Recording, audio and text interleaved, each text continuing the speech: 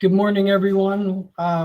Killian Gordon here with Hosty, Head of Business Development, with Craig Callion, our Senior Business Development Rep in Colorado Springs, and Jorge Zargate, who is our Head of Marketing, joining us from the Northern Colorado area.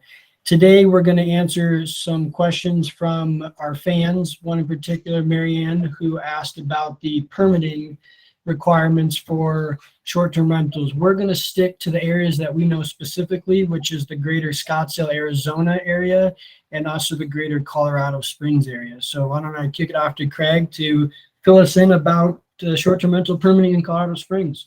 Absolutely. Thank you for the introduction, and good to have you back in the Springs. But yeah, so as far as Colorado Springs City proper does have restrictions that were imposed in 2019. So super valuable to stay up to date on that. Go to the Colorado Springs planning page. They did just update it as of August 8th. So now they're requiring 2 forms of ID for the owner occupied permits, and then all of its electronic filing. So in a nutshell, it's the owner occupied and then the non-owner occupied. So non-owner occupied is that true investment property where there are the restrictions on it. So that's what we'll focus on today, because that's mainly what we specialize in. So for the non-owner occupied, the zoning is the first threshold, if you will, to verify and make sure that the home is eligible for that permit. Basic rule of thumb, R2 and above is typically allowed. If it's R1 single family zoning, then chances are it's going to be denied. There are some exceptions in the city, so always check with the planning department for that. But R2, R3, R4, anything zoned multifamily, you're going to have a good shot at that. And like I said, I always send that email to the city, because once the zoning is clarified that's good, they'll do the density test. So that's where you get the 500-foot radius going around that specific home. And if there's another non-owner occupied short-term rental permit in that radius, your permit would get denied. So it's a lot of information, and it's constantly changing. So always talk to a market expert, do some research on your own on the site, use the city as a resource, and just make sure that you are investing in the right places where you don't get surprises once the ink's dry on the paper. So I don't know if you guys had anything else that you want to add to that, but that's Colorado Springs City proper mentioned in a nutshell. Yeah, in summary, you have 2 types of permits. You have your non-owner occupied and your owner occupied. For the sake of this conversation, owner occupied properties, which would be a property that someone is their primary residence and they live on that property for 185 days of the year. For the sake of this conversation, an owner occupied property can basically get a short-term rental permit without any question, because it's owner occupied. The second, and the one we're focusing on, would be the non-owner occupied short-term rental permit, which, like Craig said, you have to jump through 2 hoops. Is it zoned properly, being R2 or above in zoning? And is it within 500 feet of another short-term rental that has a non-owner occupied permit? Like always, go directly to the city. They are paid with your taxes, and they're there to help you. And Jorge, anything to add to that? So mostly I kind of want to see and dig a little bit of information, because, based on the question from Marianne, she's asking like, what are some of the more friendly states for STRs? And, so obviously we can only speak about the markets that we have experience in, which is Colorado and Arizona. So, I mean, I guess as a general, from what I understand, other markets, there are markets, for example, like in the Northeast, I know that if you want to be into short-term rentals, you got to have an actual license. Whereas in other states, you can do it without, right? So there's going to be like different things like that. So maybe can you explain some of the differences in like permitting in Colorado and Arizona, just to kind of get, what are kind of like the friendliness as far as that standpoint? Because I think there's so many different aspects that, that can be considered, friendly for STRs. So that's a great segue into Arizona's permitting. So in Colorado Springs, you are receiving a short-term rental permit that allows you to operate your home as a short-term rental. Whereas in Arizona, the greater Phoenix, Scottsdale area, you are not receiving a short-term rental permit. You're receiving a tax privilege license that allows you to operate your home as a short-term rental. So it's mainly a tax-related permit and not necessarily a short-term rental permit. Arizona overall as a state is fairly pro short-term rental.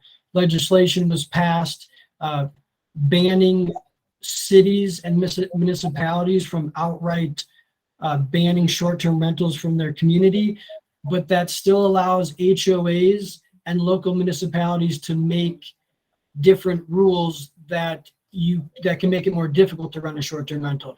So for example, Paradise Valley, which is a very wealthy community slightly west of Scottsdale, the city of Paradise Valley cannot outright ban short-term rentals. So you can go receive your TPT license and run your home as a short-term rental. But the city of Paradise Valley has implemented some hoops you need to jump through, mainly around noise restraints, occupancy restraints, events, parties, things of that nature. So where areas like Phoenix, Scottsdale, Paradise Valley, you may not need a permit, but that local municipality may have rules that would say if the police come to the home more than 3 times, you lose your TPT license and the ability to submit taxes as a short-term rental. So they can't outright tell you can't do it, but there's always a way that they can go about making it more difficult and to protect the neighborhood. This would also apply to HOAs. So if your city, this applies to both Colorado Springs and the greater Scottsdale, Phoenix area. Just because the city or the state or the county allows your short-term rental, the ultimate trump card can be your HOA. So when doing your due diligence, go directly to the city, the state, the municipality, go to the county's assessor page, look at your zoning. And I say this with a lot of respect to this industry, but don't take your realtor's word for it. We've seen some very troubling situations where last minute CCNRs, covenants, or HOAs stated something differently than what everyone had assumed during the buying process. So just quick summary, because I'm going off on a rant here. Phoenix, the greater Phoenix area, there is no short-term rental permitting. There is only a TPT license, which allows you to give the state your taxes that they collect from lodging and transient lodging taxes. And then your local city and municipality could have something else to say about that, or your HOA. Yeah, and I think the importance of what you just mentioned is because on one hand it sounds like, okay, Arizona seems to be very pro STR, but on the other hand, like locally, it's not exactly as friendly as you may think. It's not that it's unfriendly, but there's just different things to consider, and I think that every state is going to have that. I mean, even here in Colorado, like Colorado Springs, it's very different than other cities like Breckenridge, where there's a lot more regulation, a lot more hoops to go through. So really, it's not so much a state thing, but really like a local and even like within a city, like there's the HOA, so specific communities may even be more strict. So really you just have to like dig into into the area. And so I think this will be a good point of transition, like why are we in Arizona and Colorado, and maybe talk a little bit about the market. So I want to share the some of the numbers that we're looking at here in Colorado Springs specifically, and really just to show the what's going on here in the market. And I want to focus on what I will call the short-term rental cycle, the seasonality that we see here in Colorado Springs. But just some basic numbers. Our occupancy rate is about 78%, which is down 14% monthly. This is just from July and August. Not something that we're too concerned about, not right now. I'll talk about why here in a second, but we have about 2,500 booked properties, for this month, which is actually a lot. And so let's talk about this a little bit, because, earlier this year we were kind of getting, seeing these numbers, and I was like getting a little bit worried because our inventory has skyrocketed, right? From March of 2021, we went from 1,100 homes, 1,176, all the way up to we're about 2,200 homes, right? So that's a huge increase in supply. And, so when we look at, supply versus demand, we were kind of wondering, it's like, wow, is that kind of getting to a point where, the market is just, getting saturated, or what's going on? But if we look at the demand growth, we've actually seen that demand has actually kept up with that supply. And so, from what we're seeing here, the market cycles for Colorado Springs is July tends to be our busiest month, right? So you can see, 2020, we peak right in, during July. 2021, same thing, we peaked in July. And then this year, 2022, we're peaking in July.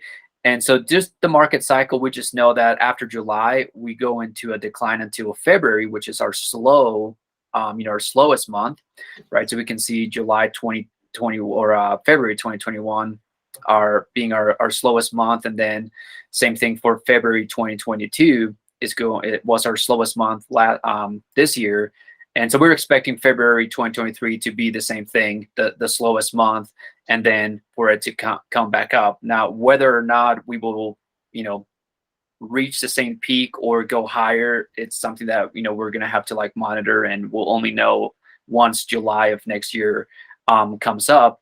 But that's the seasonality for here. We're busy during the summer and slow during the winter. And that's kind of the reason why we are going to Scottsdale.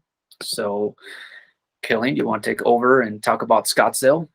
Yeah, would you mind sharing your screen quickly, Craig? We're going to load it up on the screen for us here quickly.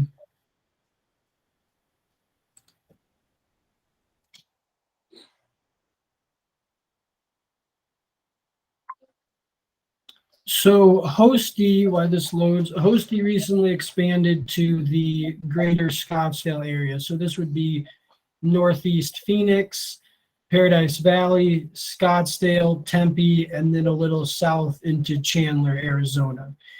On the screen here, you are seeing the average occupancy over the course of roughly the last year, and the average revenue over the last year for the greater Scottsdale area specifically. So this, your other areas, Northeast Phoenix, Tempe, Chandler, they'll have similar trends, but just to be clear, this is specifically the greater Scottsdale area for right now.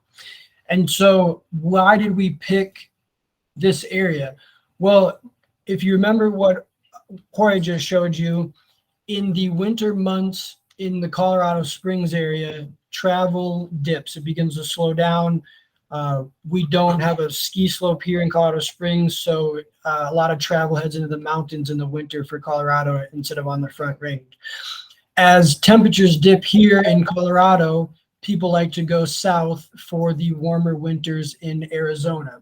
What does this mean for a homeowner who has homes in both Colorado Springs and Scottsdale? This means it would nicely offset your cash flow.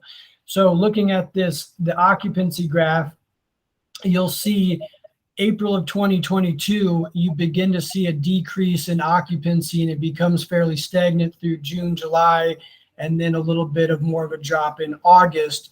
And then it begins to pick back up again in your winter months, October, all the way through January, all the way through April, basically. So when your season of travel slows down in the greater Colorado Springs area, your travel begins to pick up in the Scottsdale area. And it's more evident on the average revenue graph on the right side. So you'll see starting in October, essentially September through April is your peak travel seasons in that area, with January, February, March being some of your peak seasons. Very nice weather down in this area. A lot of pools at short-term rentals in the Scottsdale area. And then it begins to trickle off into the early spring. And as the temperature heats up, you begin to see travel decrease significantly in the Scottsdale area.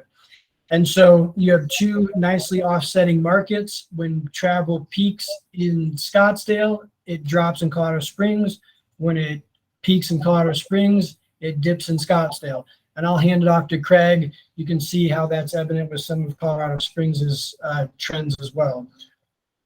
Absolutely. And I mean, for the sake of Colorado Springs, what we're looking at here is the ADR, so average daily rate. And an important note on this, these numbers come from the greater Colorado Springs area. So this is including our, well, not just our properties, but the western properties in Woodland Park, Lake George, Divide. So it is a larger pool of data, but just wanted to point that out there. So you can see on here the same curve of that seasonality.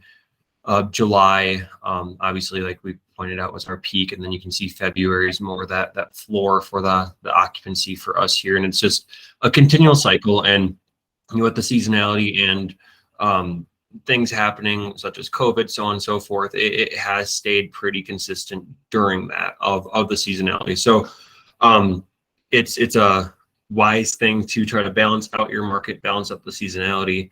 And if you ever had any questions on what it would look like to have the dual property portfolio, we certainly have the boots on the ground in both places to do that research, do the digging, and give the best advice that we see. So Yeah, absolutely.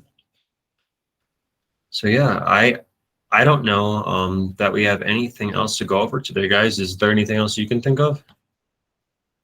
I think we covered the bulk of it, and just to let the audience know, we're going to be doing these monthly updates, and that's the goal that we have, is we want to help people invest in short-term rentals, and we want to provide some of that data for these markets, and help people come up with a good portfolio where they can diversify and just make the best decisions in 2022 and coming up in 2023.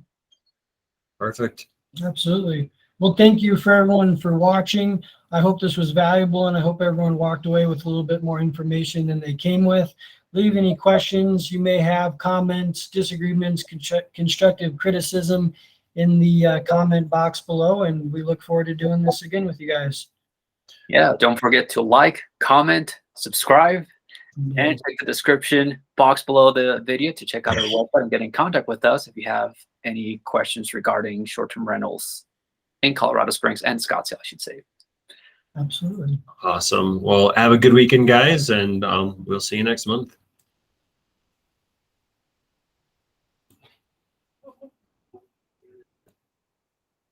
Stopped.